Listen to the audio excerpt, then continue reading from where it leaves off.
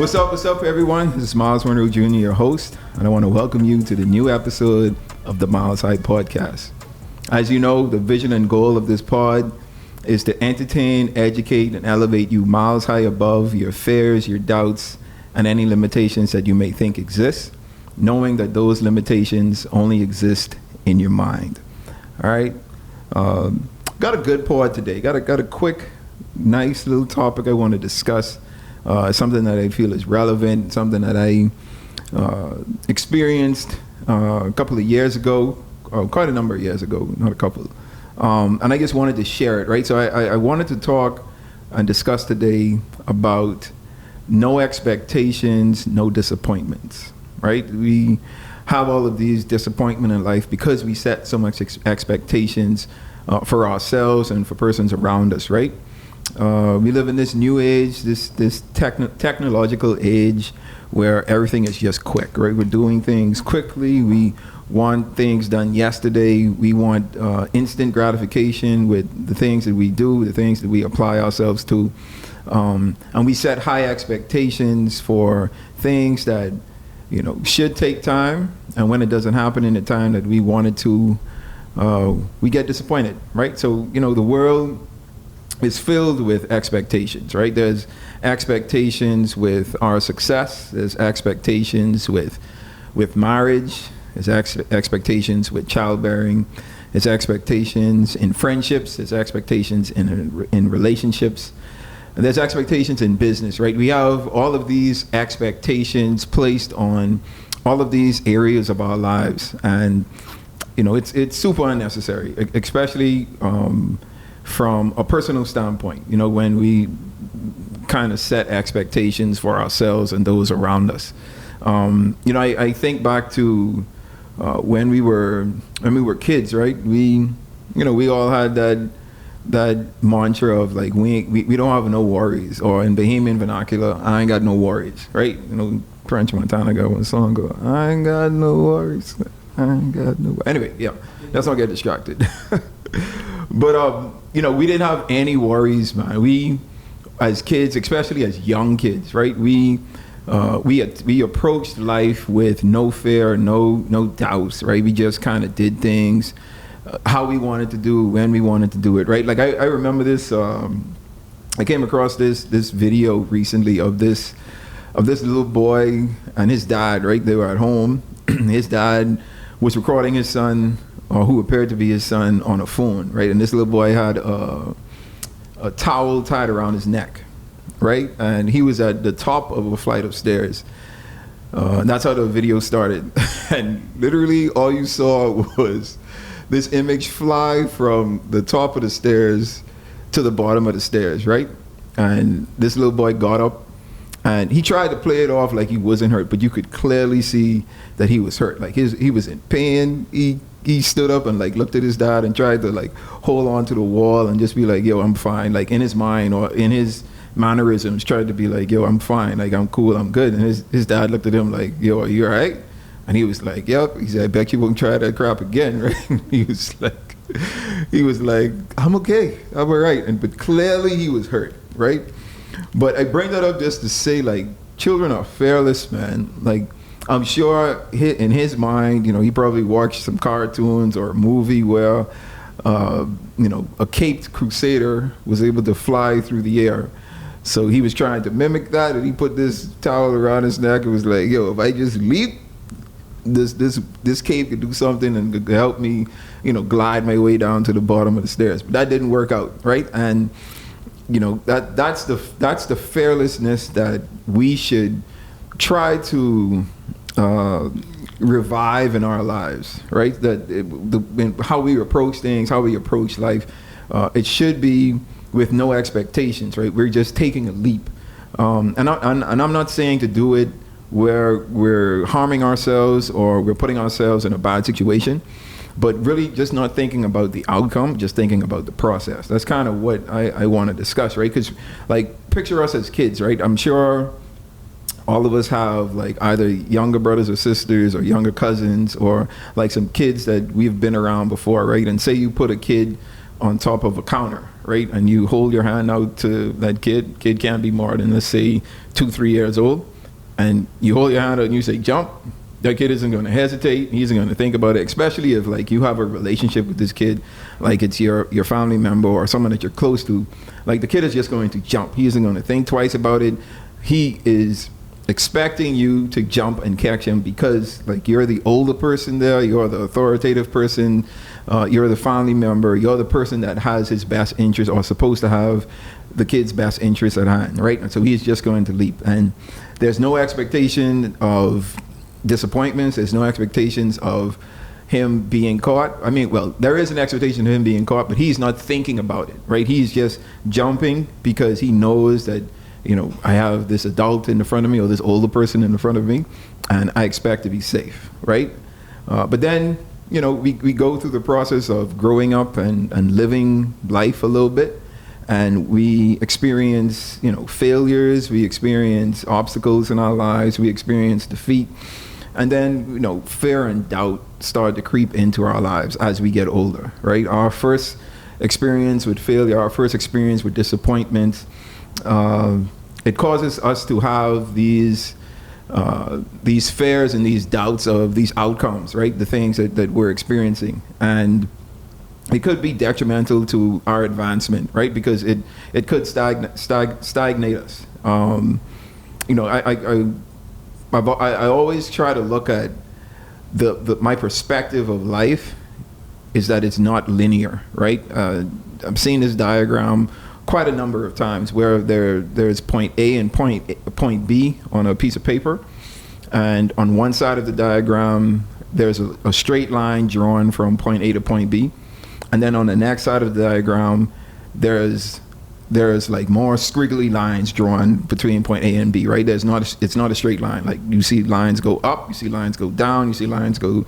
straight, you see lines go backward, you see lines make a 360, you see lines make a 180. You see all of these like curvatures in the line and these route that this line takes until it eventually gets to B, but it's not as linear as the first diagram. And that's kind of how life is, right? Life isn't just one straight shot, just one straight blueprint to where we're going to achieve things the way we want to achieve them, how we want to achieve them, right? Life throws a lot of obstacles at us. We get a lot of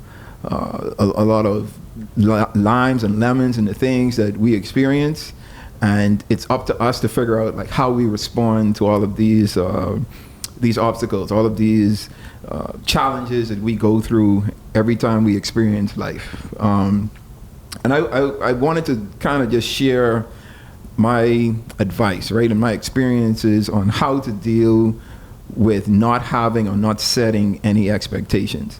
I feel that in order for us, or if we don't want to be disappointed in many aspects or many areas of our lives, then we shouldn't set expectations, right? Because as long as you don't have any expectations, then it's going to be really hard for you to be disappointed. So things that I've done, one of the first things that I think we all need to do is differentiate between expectations and goals, right? A lot of times when we set goals for our lives, we should look at goals as just the end point, right? And we need to focus more on the journey of getting there, or how we're going to achieve these goals, not the expectations of how that goal is going to be achieved or what is going to be experienced once that goal is achieved. I think the focus should be more on the journey, right? So differentiate between expectations and goals. We should all set goals, short-term goals, long-term goals. We should put strategies in place for us to achieve our goals. But when it comes to expectations, that's when we put a should, right? We put a should next to our goals. If I do this, then I should achieve this. Or if I do things this way or accomplish this thing, then this should happen, right? And that sets expectations. So when that should doesn't happen, disappointment sets in. So, you know, the key here is to ensure that we're always and constantly differentiating between expectations and goals. Goal setting is important, but we should never put expectations towards our goals. We should leave it wide open and focus more on the process. The next thing is, don't compare yourself to others. I think this is really relevant in this day and age, especially, with the technological advances that we've experienced, especially on social media, right? Everyone only shows their highlights in their lives, especially when they post it on social media, right? You don't see the bad times, the hard times, the failures, the defeats that they go through. Everyone just posts the good stuff, the nice trips, the nice gifts, the nice experience that they have in life. And, we're looking at this as an audience, and we're comparing ourselves, right? We're saying, man, this person who I know and we came from the same place, and they have this in their life and I don't have it in mine, and I'm a failure, and I'm just not a success. I'm just disappointed and distraught with myself, right? But we don't see what these people go through, the real life, the reality that they have to live to get, to see the things that they're displaying. And sometimes these things aren't even real, right? They put up this facade of like, this is what I'm doing, I'm living life, I'm doing great or whatever, for you to look at it and feel some type of way, right? But I think the focus should always be on ourselves. We should go through life with blindfolds on, right? It's okay to look at, it's okay to admire, but we should never dwell on or focus on someone else's journey or someone else's success, because we never know what people have to go through or what they are going through, even behind those images, behind those videos, behind those short clips of a glimpse in their life where there's just a bigger picture behind all of that, right? And I think once we start to focus on ourselves, then we put less expectations on us being able to achieve what others achieve, and a lot more focus on the journey of what we can do with our own purpose-lived life, right? The next thing is have no expectations of others. I think this is probably one of the most important things we could do when we're talking about minimizing expectations so you minimize disappointments, or eliminating expectations so you eliminate or try to minimize disappointments. I remember when my parents had passed, right, and I had the opportunity to have a meal with Derek Luke and his wife, and he was telling me how much my dad had done for him early on in his career, like when he made the decision to be an actor, right, and to go all in with his belief in himself and acting. And he read my dad's book, Unleash Your Purpose, and that book like really did something to him, and he was just able to like focus himself and really focus in on like what he was trying to achieve, and put his all into it, right? And we was just having this conversation, and this was like a year after my parents had passed, and we was having a conversation, and I was expressing to him like some of the challenges I was having at the time, and a lot of it had to do with like the people that were around me, right? And just like the disappointments that I had, or that I was experiencing from them, right? Because some of them have been individuals who have been around for like so long and have been good friends of my parents, and I've known them for years, and they were doing things, and certain things are being said and done that just were disappointing me. And I had made a statement to him, like, I was like, man, I don't know how my dad used to do it, right? My dad used to have these individuals around him who clearly had ulterior motives, right? And who didn't really have his or our family's best interests at heart. And that's something I realize now that's pretty normal, right? Everyone is really going to fend for themselves when it comes to life and their advancement in it, right? And their betterment of it. And Derek Luke said something to me that resonated with me. It actually wasn't something that I heard for the first time, because my dad used to say it all the time, and would used to tell me it as well, right? But I guess I never really paid too much attention to it. But when he said it, and we kind of had a discussion about it, it really hit home with me at that point. And we discussed Proverbs chapter 3, verse 5 and 6. Right, and it says, trust in the Lord with all your heart, lean not on your own understanding. In all your ways acknowledge him, and he will direct your path, right? And I was just having this this issue with like, man, my dad had all of these people around him. Like, how did he do it? Like, I'm not able to do it, man. I can't. I don't know how I can be around people who like just aren't who they say they are. And man, he recited this verse to me and just was like, man, this is what your dad used. This is what he did. Like, I know it for sure. And I was like, man, you know what was crazy? Like, my dad used to quote this verse all the time. We used to have a discussion about this verse. Or at least he used to quote this verse to me all the time. And, you know, for some reason it was at that point, like the verse really started to make sense, right? The trust that we have should never be in people, right? People are going to fail us 100% of the time because we're imperfect individuals. You know, I fail, people around me fail me, right? The trust should never be in people. Our trust should be in God.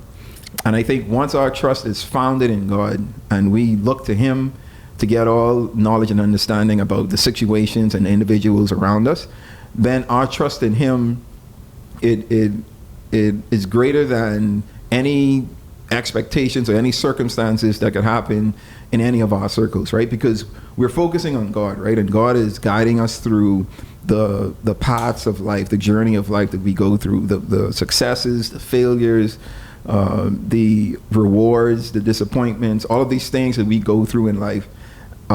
He's guiding us, right? Because our trust is in him. So even if someone is in our life for an ulterior motive, right? For something that's benefiting them and not really having our best interests at hand, I think once we focus in on God, right, and what God wants us to get out of that relationship, then them doing whatever it is that they're going to do eventually, there's no disappointments involved because we're focusing on him. And man, that verse just changed my whole perspective moving forward. So from that day to now, like, there's just, I'm able to deal with people on such a different level, right? Because I have no expectations of individuals around me, right? I expect everyone to be human, to be imperfect, you know, to maybe you having a bad day or a bad week or a bad year and you decide to make certain decisions that you feel need to be made that it's going to affect me negatively, but you in a positive way maybe.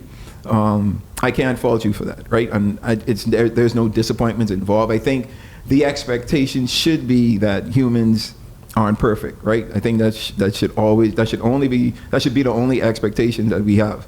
And I think that puts us in a different mindset, right? On a different level when it comes to how we relate and how we interact with others, because it allows us to, like I said, not put our faith, not put our trust in an individual person, right? Like with the friends that I have around me, you know, I used to have these expectations of, like, because we've been around each other so long, you know, all of us kind of know each other and we know, like, how each other thinks and what each other likes and you know, like, we like to be on time. Let's try to be on time. Let's try to organize things a certain way and let's, like, do what it is that we say we're going to do. And I used to get disappointed a lot, right? Because, like, fellas would be late. Fellas wouldn't keep their word on everything that they say. And I started to realize, like, man, we're just all different individuals, right? And I think once I started to change my perspective, I kind of coined this term between, like, me and all of my friends, right? And it was just, you know, you got to know your boys. You have to know your boys. You have to understand the people that are around you. You have to understand, like, their character build up, their likes, their dislikes, what motivates them, what orientation they have personally and professionally, what their goals and visions are on a personal level, on a professional level, on a spiritual level. And once you bring all of these things to the forefront, right, then you create an expectation of who they are, right, and what you should and shouldn't expect them to do and not do. And I think once I did that, like, that totally changed my relationship with my friends, right? I think I was more relaxed in certain situations, like not allowing certain outcomes or certain situations to get to me in certain ways, because, you know, I was just able to just kind of not expect them to do anything, right? I just allowed things to happen, and as they happen, you know, we kind of dealt with it. So having no expectation of others is, like, super important. And I think, you know, that verse Proverbs chapter 2, verse 5 to 6. Like, I think that's Proverbs chapter 3, verse 5 and 6. Like, that's a verse that I remind myself of on a consistent basis because it's helped me so much to this point. Go ahead, babe. So my question is, I partially disagree with you because when you say you don't have expectations of someone, does that mean that you are lowering your standard? So if you set a standard for yourself and people fall short of that standard, I mean, I feel like in a way that, doesn't serve you at a certain point in your life. Yeah, but you just said it. I set a standard for myself. The standard that I set for myself can't be a standard that I set for someone else. That's just not fair. Right? So you don't think that there should be people around you or people you work with, interact, people you love that should be on the same standard as you? No, I think from a broad view, yes. Like, I think broadly we all should kind of hover around like the same plane, right? When we think we have a certain type of mindset, we have certain goals that align, certain visions that align. But I'm talking just from a realistic standpoint, right? We're all human. And there are things that someone may do that we don't agree with, but I'm not going to tie myself to any person or any decision that someone is going to make that is going to affect my outlook on life or my experience in my life, because then I'm allowing someone else's, or I'm allowing my expectation of someone else to affect me, right? But what if that person paints an expectation that should be in line with you? Yeah, even if they paint it, like I'm still like, people could say as anything that they want to say, right? That doesn't necessarily mean that that's what they're going to commit to or that's what they're going to do. Like, for example, when you say, like, we had a discussion how you change your mind every so often, right? So initially my expectation was if my wife says something and she wants to do something or is going to do something, I would expect her to do that. But then when that changes, I got disappointed. But if I now come into it with the knowledge of I have to allow her, like, she's the type of person to change her mind on a consistent basis, right? So once I know that, even if I don't change my mind, if I say something and you do, if I allow you to be who you are and not try to convert you to who I am, then there aren't going to be much disappointments between us because I'm going to allow you to be able to make those changes and make those decisions. So what you're saying is there should be levels of expectation. I mean, so let's not focus on the word expectations, right? Because I'm sure, like, we expect people around us to be a certain way, to act a certain way, to do certain things, right? But what I'm saying is our trust shouldn't be in those individuals. Like, regardless of the decisions that they make, the outcome or the results of those decisions shouldn't affect us in a negative way. Like, I shouldn't not like a group of individuals because one person disappointed me in a certain way, right? I'm not putting my trust in particular individuals or singular individuals. I'm putting my trust in God and going through this situation, and regardless of what happens, I'm like, He's going to guide me on how to figure it out. Like, I'm not going to like when I tell you my dad had this down to a T, like, I'm talking like on levels where, like, we had an individual who stole money from our organization. I'm talking like 6 figures type money, and the level of forgiveness, not even just forgiveness, but the level of, like, I don't care about it, right? I still love this person. I still want to be around this person. I still want this person to be a part of, like, what we're doing. Like, me looking at it was like, yo, Daddy, I think you crazy. Like, I don't understand, like, how you could be this calm and cool and collected in this situation. And I always, like, think about that situation when I think about Proverbs 3, 5, and 6, because that's exactly like what my dad did in that situation. Like, his trust, his expectation wasn't in people. It was in God. It was in, his creator. And I think spiritually, once he aligned himself properly, there's nothing that, an individual could do that could affect him in a negative way. And I think, again, that's how I feel like we should do. We shouldn't place any expectations in others.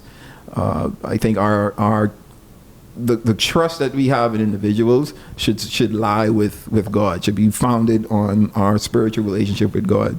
And I think once we start there, that's the benchmark for, I think, anything that we can experience in life, right?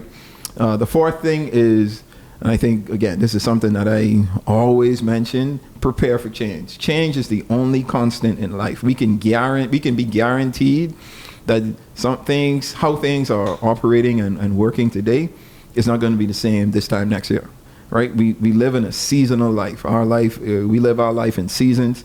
So there are always going to be changes. And I think as long as we prepare ourselves for these changes, expect these changes to happen, know that they're going to happen, know that we're not going to have control over the things that change, I think the preparation that we have then will allow us to be able to pivot and pivot much sooner and much better than, not being prepared for these changes.